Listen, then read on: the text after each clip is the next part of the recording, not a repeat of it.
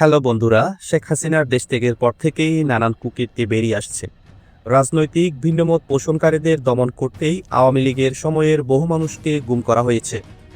যে গোপন কারাগারে গুম করা হতো সেই জায়গাটার ছদ্মনাম হলো আয়নাঘর। তো চলুন জানা যাক এই আয়নাঘর কি, কেন এই আয়নাঘর বাংলাদেশে এত হইচই ফেলে দিয়েছে। নেই জানালা, নেই বাহিরের পৃথিবীর সাথে কোনো যোগাযোগ, সারাক্ষণ গড়গড়িয়ে অ্যাডজাস্ট ফ্যানের আওয়াজ ছাড়া আর কোনো শব্দই ভিতরে আসে না।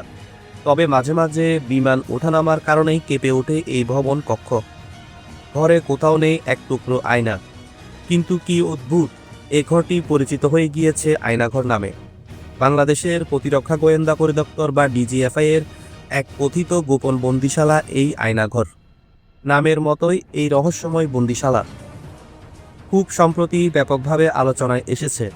কিন্তু এমন একটি বন্দিশালার কথা গুঞ্জন উঠেছিল অনেক আগেই। সুইডেন ভিত্তিক নিউজ পোর্টাল নেত্র নিউজের এক অনুসন্ধানী প্রতিবেদনে এই আয়নাঘরের বিষয়টি সবার সামনে বেরিয়ে আসে। সেখান থেকেই দেশের মানুষ জানতে পারে এই আয়নাঘরেই বলপূর্বক মানুষদের বন্দি করে বিভিন্ন সময় নির্যাতন করা হতো। সেই প্রতিবেদনের তথ্য অনুযায়ী এই আয়নাঘরটি ঢাকা সেনানিবাসের ভিতরে অবস্থিত বলে ধারণা করা হয়। এই আয়নাঘরে বন্দি সেনা সদস্য জানিয়েছেন অতীতে এই জায়গাটি জয়েন্ট ইন্টারোগেশন সেল নামে পরিচিত ছিল। পরবর্তীতে একে সংস্কার করে আয়নাঘর বানানো হয়েছে। নেত্র নিউজের ওই প্রতিবেদনে বলা হয়, 2016 সালের 29শে মে গাজীপুরের কাপাসিয়া থেকে জোরপূর্বক তুলে নিয়ে আসা হয় শেখ মোহাম্মদ সেলিম নামের এক প্রবাসীকে, যার ঠাঁই হয়েছিল এই আয়নাঘর নামক কারাগারে। নেত্র নিউজকে দেওয়া এক সাক্ষাৎকারে সেলিম জানান আয়নাঘরের নানান অভিজ্ঞতার কথা। সেলিম জানান তাকে যে ঘরে আটক করে রাখা হয়েছিল, ঘরের দেওয়ালে খোদাই করা অনেক লেখা তাকে হতবাক করে দিয়েছিল। সেখানে ছিল ভিন্ন ভিন্ন হাতের লেখা। কেউ লিখেছেন তাকে ডিজিএফআই তুলে নিয়ে এসেছে, আবার কেউ নিজের নাম্বার লিখে জানিয়েছেন তার পরিবারকে তার বন্দী হওয়ার কথা পৌঁছে দেওয়ার। গুমের শিকার হওয়া বেশ কয়েকজন সাবেক সেনা কর্মকর্তা আয়নাঘরের কথা প্রকাশ করেছেন। এই আয়নাঘরটি ডিজিএফআই এর অফিসের ঠিক পিছনে অবস্থিত।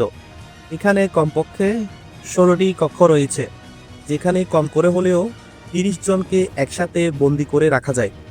আয়নাঘরের দায়িত্বে থাকা কয়েকজন সামরিক কর্মকর্তা এই কারাগারের ভিতরে ছবি প্রকাশ করেছেন। এইসব ছবি দেখলেই অনুমান করা যায় গোপনে এই আয়নাঘরে কাউকে বন্দি করে রাখা কতটা অমানবিক।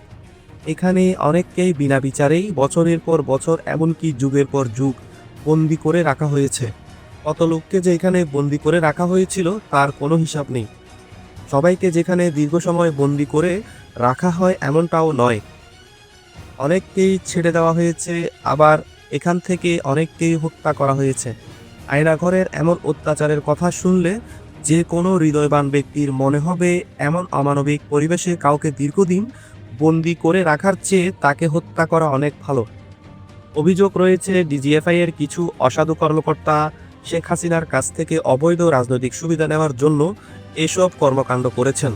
বাংলাদেশের একটি শীর্ষস্থানীয় সংবাদপত্রে বলা হয়েছে, শুধুমাত্র ঢাকাতেই নয়, বাংলাদেশের বেশ কিছু জেলায় এমন কিছু আয়নাঘরের অস্তিত্ব থাকতে পারে। এই ভিডিওটি যদি আপনাদের ভালো লেগে থাকে তাহলে অবশ্যই লাইক, শেয়ার করবেন, আর চ্যানেলে নতুন হলে সাবস্ক্রাইব করবেন।